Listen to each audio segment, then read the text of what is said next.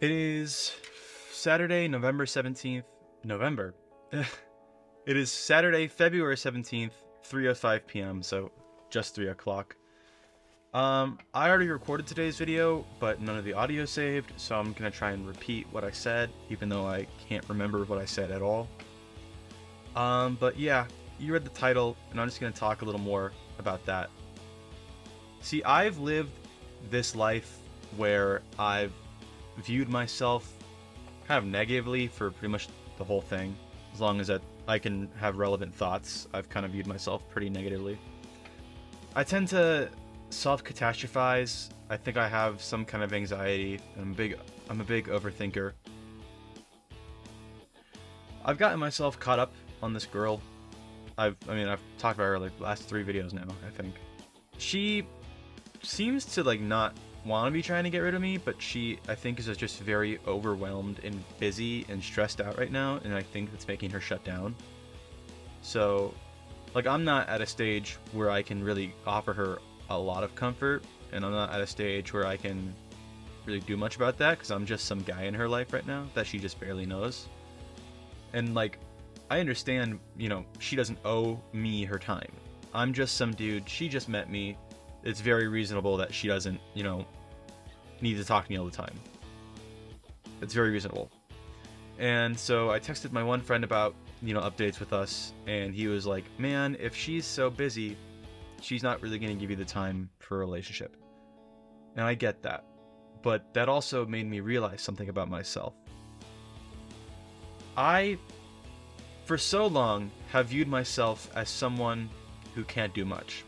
Well, I haven't always been like this. I'd say in the past 4 years, it's really started to kick up. But it took my friend saying these things to me for me to kind of understand how I can motivate myself. I always count myself out. And I really only start to count myself in when I hear other people doubt me. As soon as I hear my own negative thoughts from someone else, I feel like I'm able to detach them from me.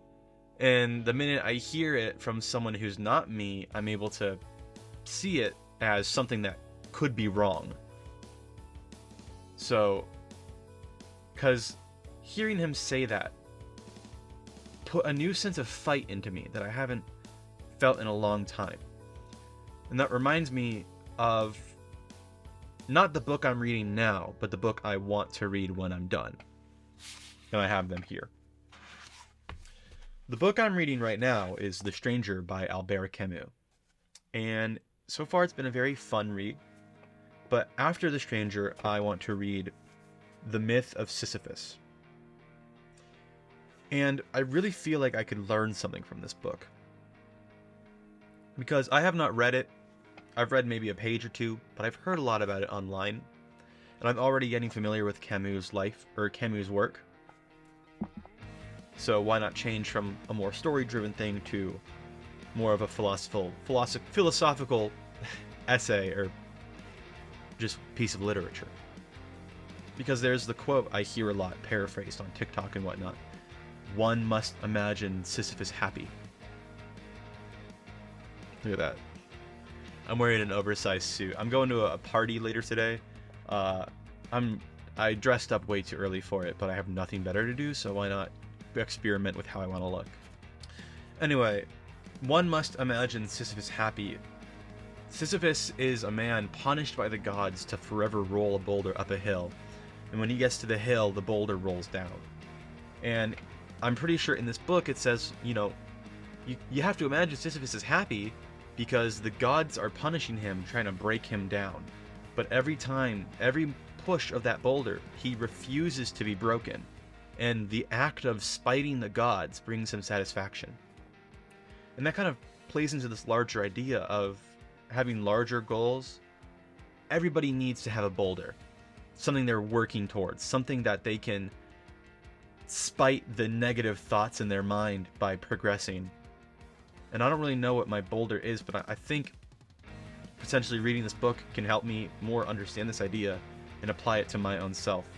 Because I need to prove myself wrong. And I think working on myself is the best way. I don't know. Back to the title. Is it too late to redeem myself in my eyes? No, I don't think it is. Part of me has hope. Part of me believes. There's so many parts of me I think I still have that are just locked inside my head.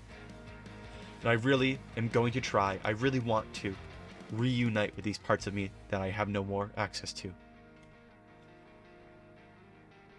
And I hope along that journey, I find my belief in myself. I find all the skills and knowledge I feel I've lost along the way. I hope I find everything I've been looking for. But that's hope. And hope is one hell of a drug. Goodbye.